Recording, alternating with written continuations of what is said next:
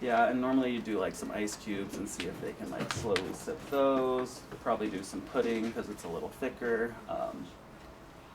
Yeah. Did anything surprise you about our session? I guess I don't know a whole lot about speech, so I have like a whole bunch of questions after. Is like the applesauce and like all the stuff typical evaluation foods? Like, is that Yes. usually what you guys use? So we don't see a lot of adults here, but based on, so like I said, I'm in a hospital 1 day a week, so it's pretty routine where we'll do like applesauce pudding, a bite of graham cracker, ice, a sip through a straw, and then thickened liquids if that's pretty routine. Because I'm in an acute care hospital with a lot of strokes, so they all come in around. I see a lot of the same patients, I guess. Yeah, and that's just hitting on the different textures of food. So can they do thin liquids? Can they do soft food? Can they do solid food? Mm-hmm. And then like thickened liquids, if they're on thickened liquids, like they'll thicken chicken soup, they'll thicken orange juice, they'll thicken tea, they'll thicken coffee. So any liquids will just be thickened. I just have a question more so. So once you start the treatment, what is the end goal? Will she always have to be eating her food like this, or is there like just waiting for time to heal for an underlying issue or something like that? So again, I was kind of basing this off the like acute care if they just had a stroke. So hopefully they're gonna regain function, but there definitely are patients who, they're gonna be on thinner foods for the rest of their lives. But I mean, we didn't do any treatment because it was an acute care kind of thing. So right now her biggest concern is she's probably really tired. She needs to rest up. So we weren't jumping into treatment just yet. It was more for like, nursing would probably say we need a swallowing eval, or a doctor would order it, and then we come in so that she can get all the other care she needs, and she's eating safely.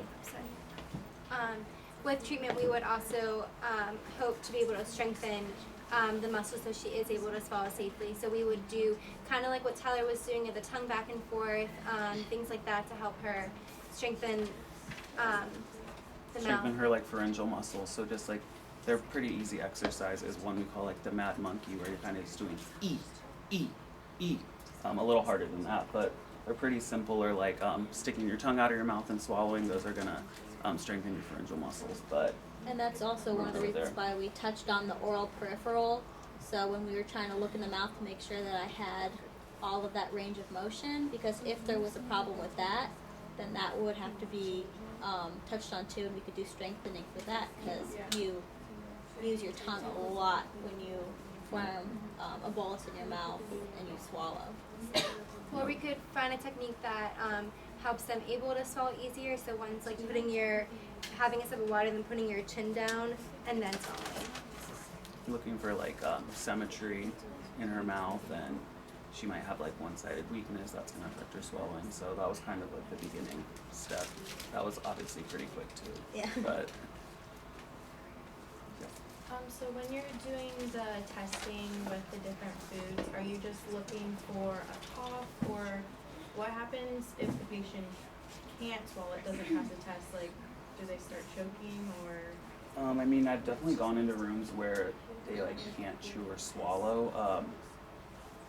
So, I mean, you kind of know. I guess you kind of know more where they're at when you're going in.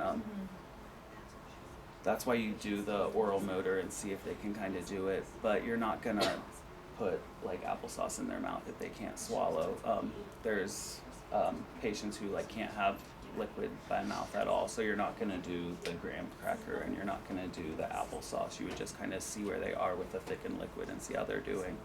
Okay. And alternatively, there's like a modified barium swallow you could do, where they do go with an X-ray. They'll drink some barium and you'll see if they're like silently aspirating. You can see if it's going into their airway instead of down their esophagus.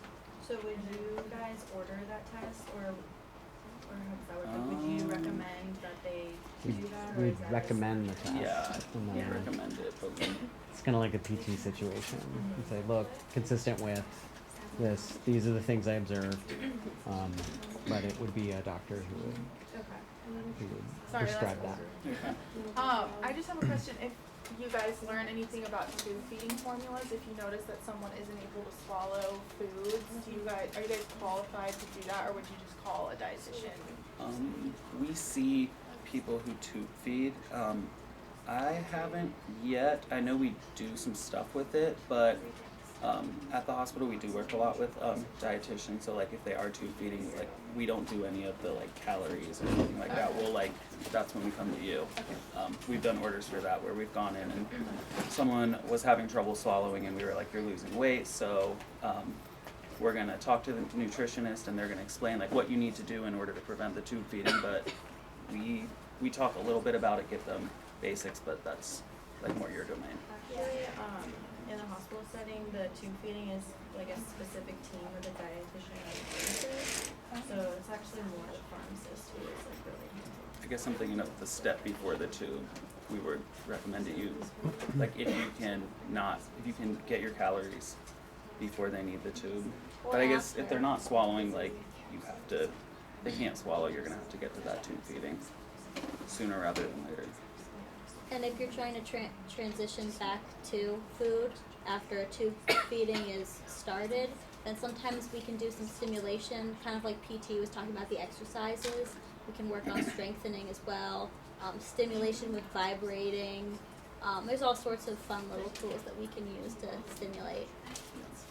Are you guys skilled in suctioning?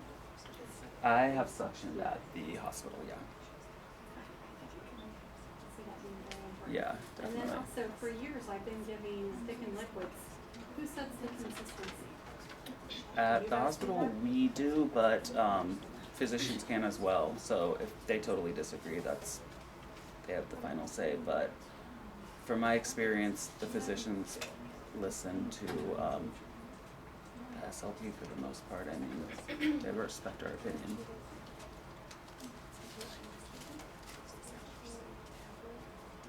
Did you have anything else, Megan? Catch it some other time. Think it over. Okay. Great. I'm glad they did swallowing, because a lot of times people think of speech language pathology, they think about saying speech sounds, but they forget this out of our scope. So it's likely, especially in this kind of setting, that this is what you'd see the speech language pathologist doing. Yeah, I know in my last clinical, I worked in a neuro ICU, and we co-treated a lot with speech, where like PT would get them up on the edge of the bed, and the speech would come in and do their swallow valve. Yeah.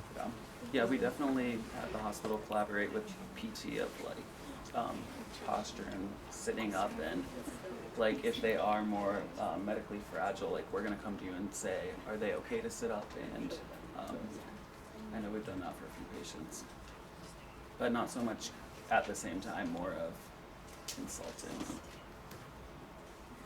Sometimes I work with kids with severe physical disabilities, and a lot of times, because the kids might have really poor head control, their caregivers will want to tilt them back quite a bit and then feed them. And so we've ended up working with PT, talking about, okay, well, what's good position for you to maintain some head control, but also to be safe. So you have someone tilted back really far, and then you start putting food in their mouth, you're really increasing their risk for choking. So that's another one, even non-acute setting, but just dealing with that kind of tilt. A lot of kids with CP will end up going through life looking at the ceiling sometimes. Great. Thank you.